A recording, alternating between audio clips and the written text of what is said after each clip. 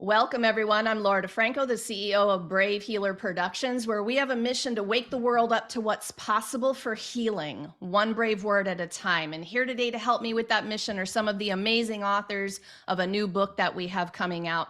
This one is called The Grief Experience: Tools for Acceptance, Resilience, and Connection.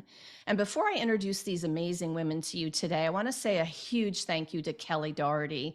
Kelly, you had such a big, heartfelt mission with this book, and I am so grateful for the amazing people that you gathered together to talk about this very difficult subject.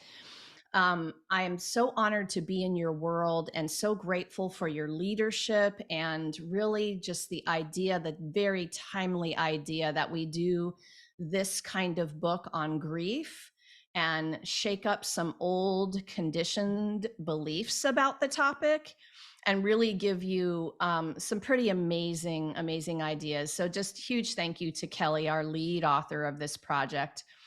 I have some pretty powerful women in my Zoom room today, y'all. Amy Linder Lesser is the founder of Introspection, Grief to Growth, where she coaches women to move from surviving to thriving in their lives after a life quake or major life transition. Jean Trewella is founder of Movement Insights, where she helps people reconnect to their inner wisdom and joy through movement. Kathleen Benicki believes in the power of prayer. Her chapter is a heartfelt testimonial of two miracles she witnessed firsthand. For Kathleen, prayer is an integral part of every day. The Holy Rosary is the prayer she's chosen to teach and her way of staying in contact with her higher power, God. And Kirby K. Clark, that's a cool poetic name, isn't it? I love that kind of name, is a funeral director and grief therapist who helps her clients find connections with their loved ones through their complicated grief journey. Oh my goodness. Sometimes I think I need an award for reading bios, you guys, all that alliteration and all that stuff. Oh my goodness. Okay, so Amy, you're gonna start the party off today, and what I want you to do is just tell us a little bit about your chapter. Okay, happy to. My chapter is chapter 17. It's called The Alchemy of Grief: Discovering the Silver Linings in a Loved One's Death. And I chose to write about the death of my best friend of 44 years. Even after losing my husband, my parents, actually three of them, and many others, somehow her death was the hardest for me. And I realized when I stood at her second memorial service that I couldn't let her passing just go out of my life and mean nothing. And what I did was I looked for the silver lining and the gift that she had given me in my lifetime. And so that's how I changed my career and wrote the book, or the chapter. I mean, career change is a pretty big deal. Tell me a little more about that. Well, Liz and I met our first day in graduate school as social work students. So we came from that background. And she was helping anybody and everybody. Her niece once said she never met a stranger. Everybody was a friend immediately. And throughout our friendship, she helped me through infertility, through losing my father, through losing my husband, then my mother and stepfather. Um, and Liz was there. She was the constant in everything. After my husband died, we spoke every single day until about a week before her passing. So Mm. it was a real loss. It's amazing to have people like that in our lives. And give us a little taste of the tool that you're teaching us in the book. My tool is a journaling tool, and I ask a whole bunch of questions to help the reader focus on finding those silver linings, finding the things that maybe they couldn't do before their life quake. Um, Looking at, maybe 2 years ago, I couldn't go to a restaurant by myself, and now I can. Or I've started to see that I'm physically stronger than I thought I was. Also, one of the things that I learned, and I'm hoping that the readers will see this too, is that while the loss is great and it hurts and there's pain, there's also this opportunity to redefine ourselves without the constraints of other people's thoughts and opinions of who and what we should be. So it's a very freeing kind of experience too. No doubt. Big potato stuff there. That's what I call it. Amy, thank you so much for being here, for being in this project. Thank you for having me. Jean, tell us about your chapter. Sure. Thank you for asking. I'm the author of chapter 25, and it's called Moving Through Grief. And it's really inspired by the work that I've done all my life of getting into the body and really moving emotions. Earlier in my life, it was not centered around grief. It was centered around, handling other maybe traumas or even just finding joy. I always found joy when I moved, and I lost one of my children to suicide, and this movement practice became integral to my healing. And I really feel like it's a mission now for me to help others get into their bodies and work through emotions that get stuck. And I really think that grief may be one of those emotions that, since I'm going to be dealing with this the rest of my life, I'm going to be there to help other people deal with it through their lives as well. I think that when you help people into their body, you give them a very big gift, because I believe just that if you haven't been able to access the feelings, they are in there. And we get so in our head about that. What else do you want to say about that? You got to get in your body first. What's the most important thing you want people to know about that? I think the first thing is just to remember that your brain is only one organ, and it is the organ that lies to you. And all the other organs in your body do not lie to you. They don't know how. So if you can focus in your attention, your awareness into the other parts of your body, there's information there every minute of every day, every breath that you take. And it's just a conscious choice to not focus only on the brain, but to really spend some time and energy focusing on the rest of your body. And it helps you be present. So that's I guess that's the biggest thing that I want to help people understand, is it's right there for them to grab at any moment, at any stress, at any time. Man, you guys are going to be hearing some golden nuggets today. And the awareness and body awareness one, Jean, is one of the ones that for me feels like the uber golden nugget.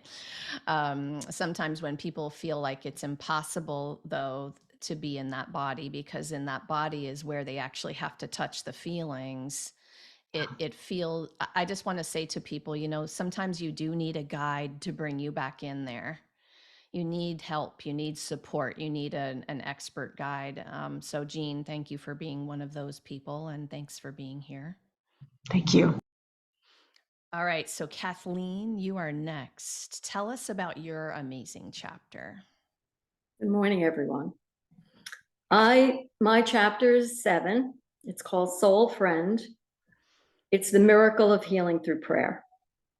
When I met Jean Marie 35 years ago, she's my best friend, I learned what unconditional love was, and we started our journey through a 12-step program. I have been in recovery, oh gosh, it'll be 38 years, 39 years coming up. And the joy of going through all of the stages of recovery has led me, when she passed away, to realize that the foundation upon which I have healed is really based on the power of prayer. So I wrote this story as a tribute to her and the love that I found when we decided to become best buddies. She became my family member. She became Aunt Jean to my children and the godmother to my daughter. Now, when my daughter was younger, in grade school, she got chronic osteomyelitis of the distal radius bone of the left arm, and it required several surgeries. And over a period of years, she was homeschooled. It was very difficult. Jean Marie was always at my side. And one of the things that we did was, of course, we prayed. We prayed for healing. Where else do you go when the doctors are telling you they just don't know what to do? They haven't found anything.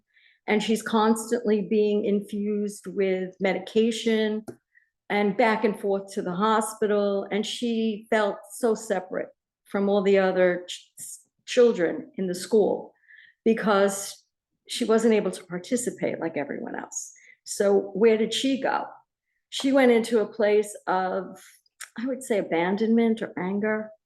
But we were together as a family unit. Jean Marie, as her godmother, became her second mother. And as I said in the book, Jean Marie, my soul friend, is an Anam Cara. It's a Gaelic term for soul friend. And what she did was she became, as I said, my daughter Catherine's second mom. And every single time Catherine had an issue or needed someone, she would call Jean. And thank goodness Jean and I were on the same page as far as wisdom was concerned. But her death was profound for all of us, my children, as well as my husband, as well as myself. I went to a place called Medjugorje, Yugoslavia, which at the time and still now is an oasis of peace. It's now Bosnia-Herzegovina. And it is said that the Blessed Mother, Mary, is appearing to children and giving them messages of hope, healing, and prayer.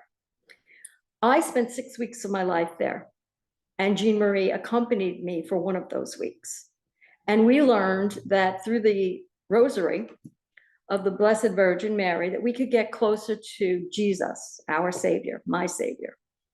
Now, through the prayer, it's a meditation of the life of Christ. And I have been doing this prayer for 36 years on a daily basis.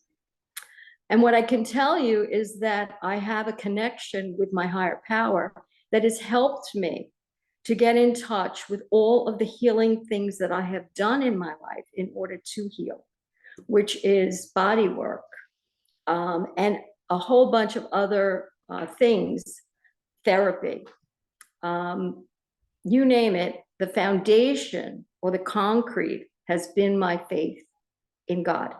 I've also made rosaries. Anyway, getting back to the story, when Jean Marie passed away, the next day, my daughter's pain from the surgeries that she had had vanished. It went away, gone. Now, she had been to doctors 17 years for pain management. She was on pain management for 17 years. It was debilitating, her pain. It kept her from doing things like going to college and playing in sports and being a part of a lot of the things she wanted to be a part of. Upon Jean Marie's death, that pain left. Catherine immediately enrolled in nursing school. She's a nurse today. She's an RN. And her pain has been gone since then. When I came back from Medjugorje, Yugoslavia, I started to actually make rosaries and hand them out. I had brought a pair from Medjugorje, and I was standing in a chapel with my girlfriend, Christine. I placed a rosary in her hand, and we watched the links of that rosary turn from silver to gold, each individual link. turn from silver to gold. We actually watched it.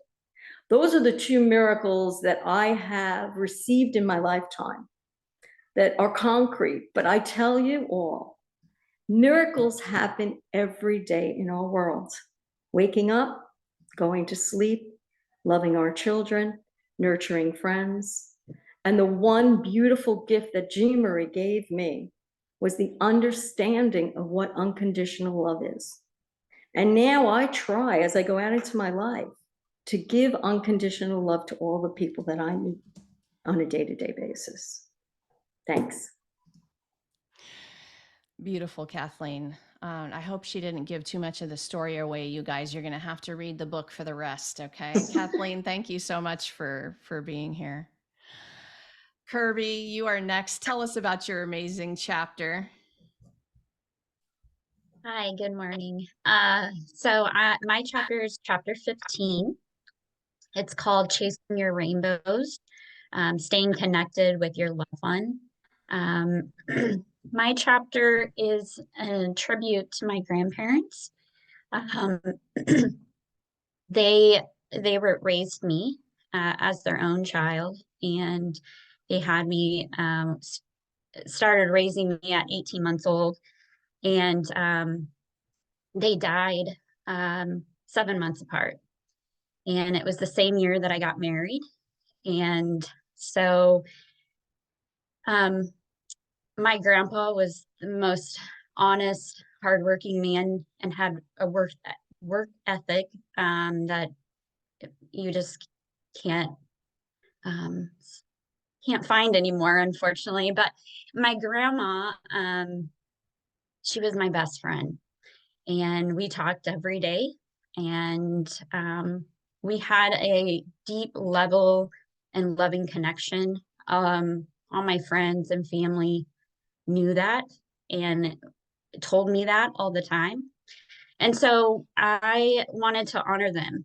I have spent pretty much my whole life since I graduated high school having a passion for grief and loss.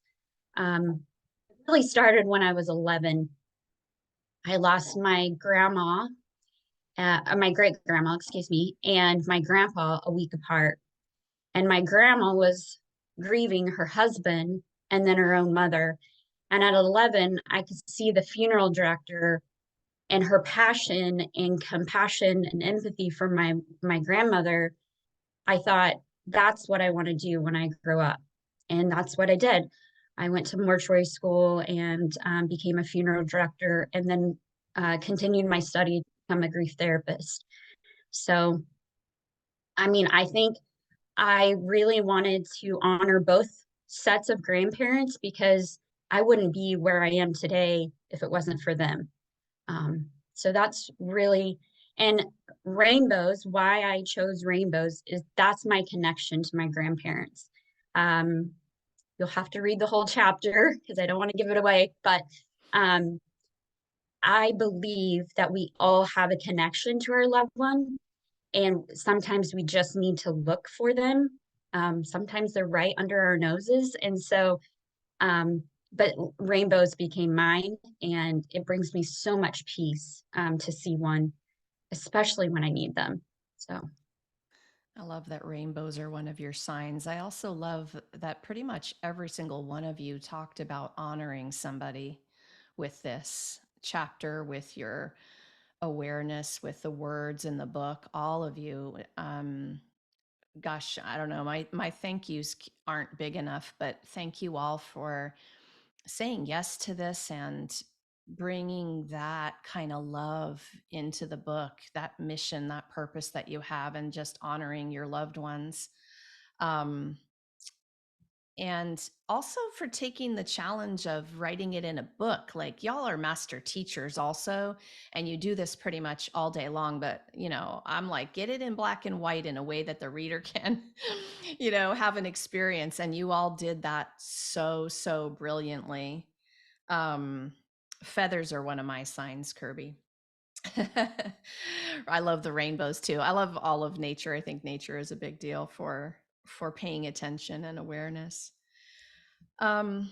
Jean, I'm going to start with you for this next question. What's the most important thing you want people to know about the grief process? And I'm going to ask you all for one thing, even though I know this could go on for 3 hours. But what's that one thing you want them to know about the grief process?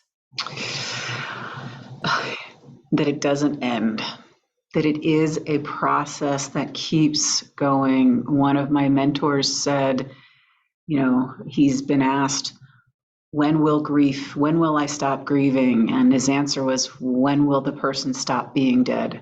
And I know that may sound tragic, but grief we live with it, and it's okay to keep grieving.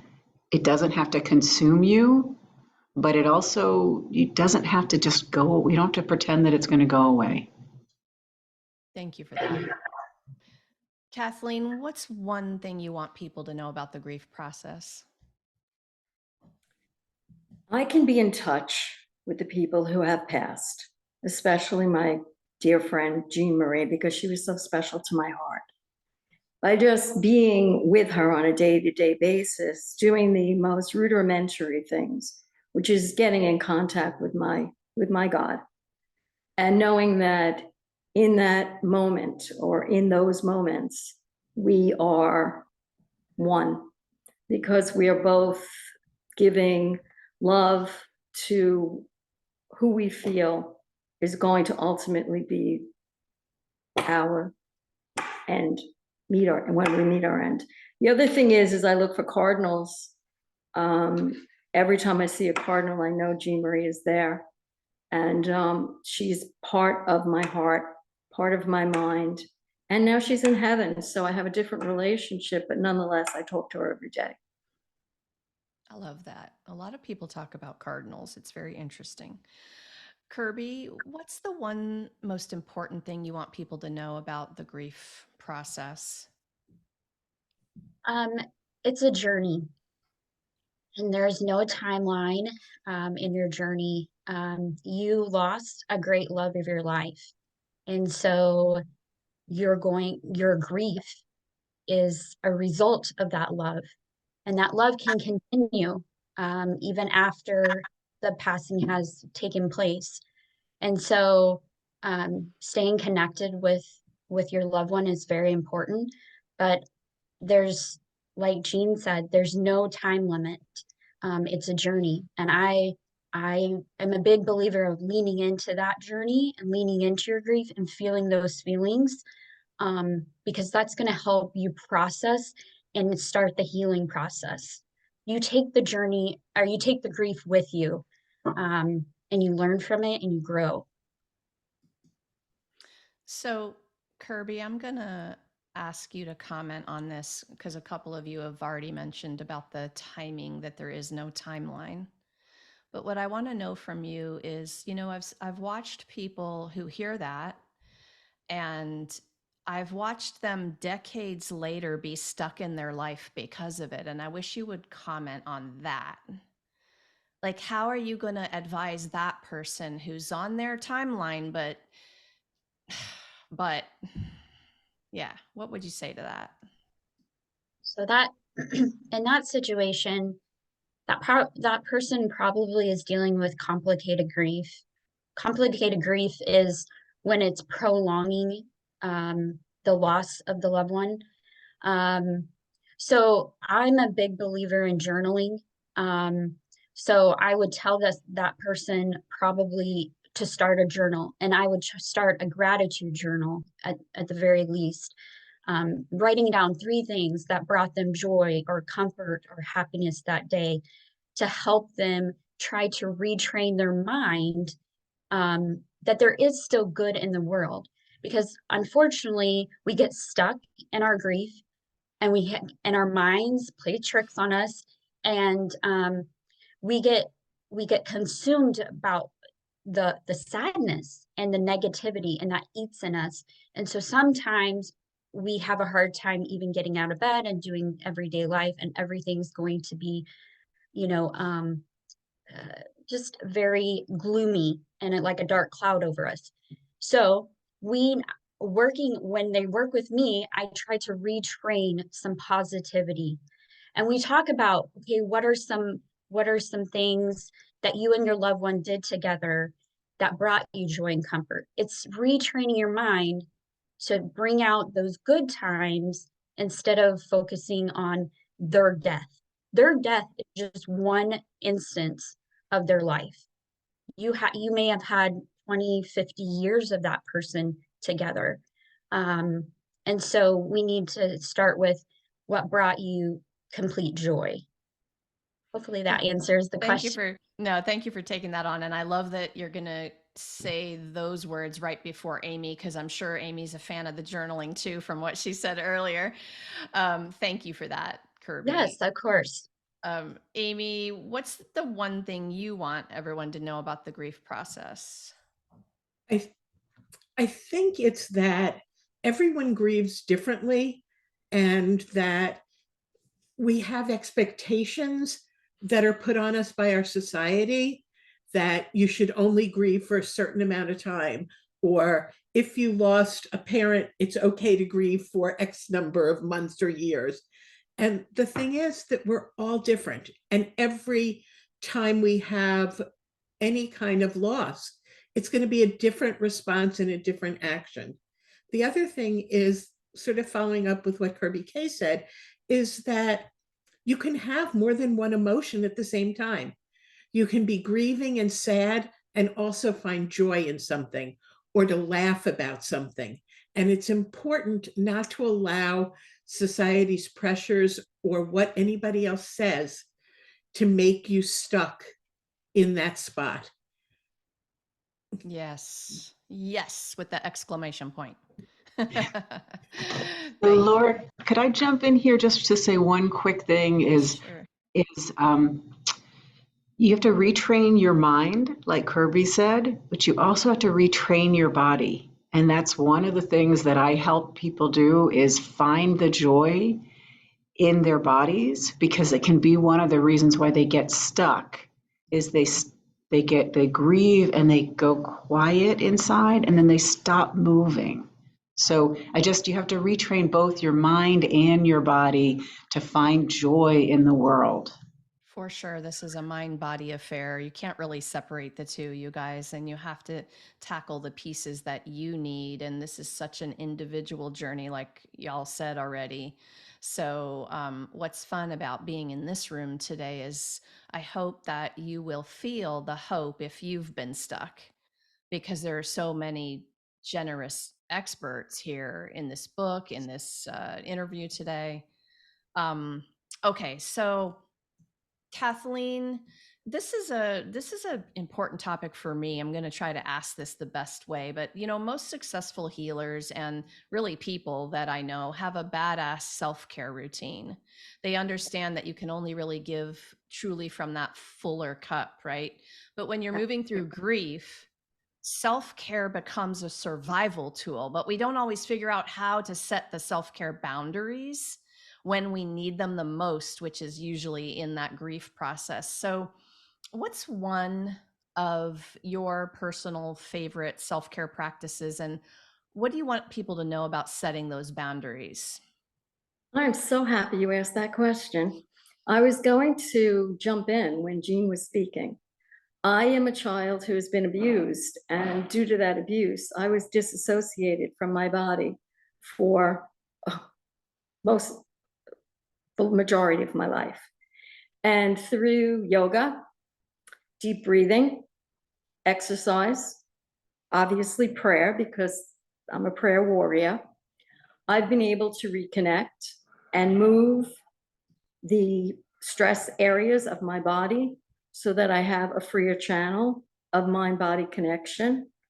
I was completely numb to myself for so long that I have a tremendous amount of joy associated with all of the things that I've done in order to heal. Chiropractic, Reiki, therapy, yoga, deep breathing. I have done practically every tool that has been given or told to me to do, I have done. And what I have found, as I had mentioned earlier, is that every single tool that I used in journaling, girls, I use journaling all the time. I have several journals. Every single tool that I have used has brought me to a place of peace, self-acceptance, self-esteem, love, the foundation upon which I grow. And the most joyful relationship in my life today, believe it or not, is the relationship I have with my Lord. Because he's Thank given you, me the Kathleen. ability to move through everything. He's always held my hand. I didn't even know it, but my hand was being held since I can recall going back all the way to second grade, knowing that at that particular time that my hand was being held. Thank you, Kathleen. Kathleen mentioned many tools, you guys. There's so many. Kirby, tell us one of your self-care practices, and if you want to comment on setting the boundaries when you're in the middle of grief. Yes. So I really enjoy running as so exercise, like Jean said, moving your body, I think is a great tool of self-care. Um, I'm a big believer in journaling. Honestly, that's what saved me in my grief. Losing my grandparents so close together, it was a huge loss for me because they were my parents. And so that was my saving grace. Um, the boundary, can you repeat that question? I'm sorry, the boundaries I that know you're, that's a sticky piece, but for me, it's like, when you're in the middle of a grief process, your self-care boundaries have to be set a little bit more firmly. And I think we're not all good at that. And we don't prioritize ourselves when really in the middle of that process, it is necessary to prioritize it, or else what? I mean, we, give the listeners a reason to do that. okay, sure. So, I think when you're grieving, the most important thing you can do is take care of yourself. And that might be simply taking a shower, setting some type of new routine, um, or having just being graceful and giving yourself self-compassion. I just read about self-compassion as a great tool that we can all use. So when our best friend loses a loved one, we're very supportive to that person, but we don't give ourselves that same grace and self-compassion when we're going through that situation. We're our worst critics. And so just making sure you're taking care of yourself, eating healthy, a little bit of exercise, and if you're, in touch with a higher power, I believe in that as well. That can bring you some type of um, joy. And then also the other thing is like when you're talking about an event or something that you might be dealing with when you're grieving, have low expectations for yourself and realistic expectations. I think that's what the biggest thing with boundaries is. We have these high expectations for ourselves, and then when that doesn't happen or we can't deliver, then we're bad critics of ourselves, and then we even feel worse. Um, so really just being a gentle to yourself and giving yourself that self-compassion that I was talking about. Gentle is one of my favorite words when it comes to this topic. Yeah. Awesome. Thank you. Amy, tell us a little bit about one favorite self-care routine you use, and then if you had a comment about setting those boundaries for people. I do.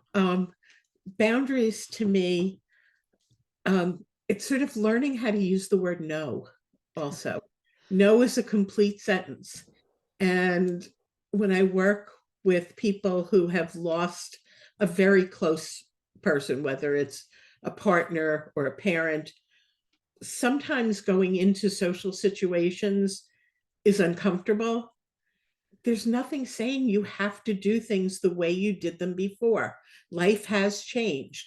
So it's okay to say, no, I really don't feel like going to Aunt Mary's for Thanksgiving this year. I just, and that's it. Or thank you, but no. And they're there to protect you. The other is that I think we've been socialized to believe that self-care is selfish, and it really isn't. Especially those of us who are middle-aged and beyond, and women, we've been brought up that we're supposed to take care of everybody except ourselves. We put ourselves last. And the reality is what the airlines have been telling us for years. Put your oxygen mask on first, because you can't serve or help anyone else if you're not able to breathe. So take care of yourself, that's okay. They have been telling us that for a very long time, haven't they? Yes, they have. My favorite thing, though, is I love to be in nature. And sometimes it's just sitting on my back porch and watching the birds in the trees, or the bunnies, or watching my dog try to get the bunnies, which you can't do. I also love walking labyrinths. And this past year, I bought myself a handheld labyrinth. So when in New York State, the weather is so that we've got snow and you can't find the labyrinth, I can sit and have my finger go around the labyrinth and do my meditation and just come out of that so much calmer. Oh, I love that idea for if you can't get out. I didn't think about that. The finger version, you guys. Perfect. All right, Jean, tell us one of your favorite. I'm chuckling because I can't wait for you to tell me what kind of movement it is for you, because I love that you're talking about body. That is the way that I shift energy as well. But tell us about that self-care practice for you, and if you had a comment about this boundaries discussion we're having. Yeah, I think it's funny. I was gonna, the one tool that I use every single day is a very brief meditation, but I set a very clear boundary. I need to do that 3 minutes. Sometimes it could be 15 minutes, but it has to be that 3 minutes. And I sit with a candle and I breathe through my body, just going from my toes, feeling the breath go all the way up to my head and back down for 3 minutes. And it's just it's refreshing, if you can imagine that you just are sitting in the present, in your body, feeling each and every part of your body and the breath nourishing each part. And there's nothing else I have to be doing during that time. That's my time. And the wonderful thing I love about this tool is I can bring it with me. I do it personally every morning, but I also do it if I get stressed, if I get triggered, if I get, if I lose something small that brings back the loss that's really deep, because a very small loss actually can trigger those really deep pain. I can stop because I'm practiced at this and just breathe through my whole body and feel the feeling, lean into it, I think, like Kirby said, and basically listen to myself. When someone is grieving, one of the most powerful things you can do as a friend is not shy away from that person, but just listen. Don't try to solve, don't try to even talk about your grief experience. Just listen. And so that quietness of being in my body is my way of listening to myself and really honoring myself and my grief and my experience in the moment. So that's my tool of sort of reverence to my own person in this body. I love that. Thank you. You're also making me think of one of our instructors in one of the healing courses I took once upon a time, in terms of what you said about listening. He looked at this ballroom full of us, and he was responding to someone who went to pat the back and shove a tissue box in someone's face when they were having an emotional release. And he was like, stop that. Just sit and listen. Just sit and hold the space. Check in with your own reaction, why you have to shove the tissue in someone's face, or touch them at all, or do anything at all except for just sit with your own discomfort in the emoting of your friend, right? So we have to kind of check in with ourselves when we are being that friend to someone. And I'm always interested in my ability to full body listen to people. And, I think it's a gift that we give, to not attempt to change their process, except for just to hold that sacred space and energy. So thanks for making me think about that. Okay, we're wrapping up, and I need the speed dating version of this last one from you all. Literally one sentence, okay? Kirby, what's the one sentence message you want to leave the listeners with, these listeners who are on this journey with us? What do you want them to know?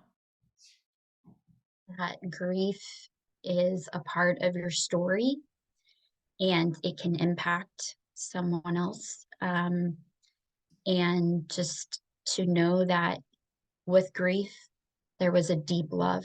And with a deep love, there's deep grief. And so you need to be kind to yourself. You need to just take one day at a time. Sometimes it's moment by moment, second by second, but just lean into whatever you're feeling that day, and just be honest with your friends and loved ones. Thank you. Amy, what's your one last message? It is possible to go from merely surviving to thriving in your life after a loss. Thank you. Jean, how about yours? My one sentence is, you're not alone. That reach out and connect with others and give yourself that joy, because you're not alone. We all walk this path. Thank you, Jean. Kathleen, what You is can yours? trust the power of prayer. Thank you. Oh my goodness. Amy, Kathleen, Jean, Kirby, thank you so much for what you do in the world. And thank you for being here today to share it with everyone. Thanks, ladies. So Namaste. you guys, you may have heard something today that gave you the goosebumps and you're resonating. Maybe you need support, or you want to continue the conversation on one of these questions that we talked about today. Drop down into the show notes. I've hooked you up with all of these expert authors' websites and links. This is way more than a book, you guys. This is a generous community of expert master teachers who want to be there for you on your journey. So please take advantage and explore their websites and see what they're up to. It's awesome. And remember, you can join us for our book launch party on February 9th at 10 a.m. Eastern. There's going to be some info down below about that. I'm going to be gathering with all of the authors of the grief experience, and we're going to be dropping some more wisdom and inspiration for you. And if you happen to be listening to this after that date, well, that just means to hop over to Amazon. You can get your copy of the book at that point. And if you are a wellness professional ready to share your story in one of our upcoming expert collaborations, reach out for a chat. Lastly, today, everyone, remember, your words change the world when you're brave enough to share them. So it is time to be brave. See you next time, everyone.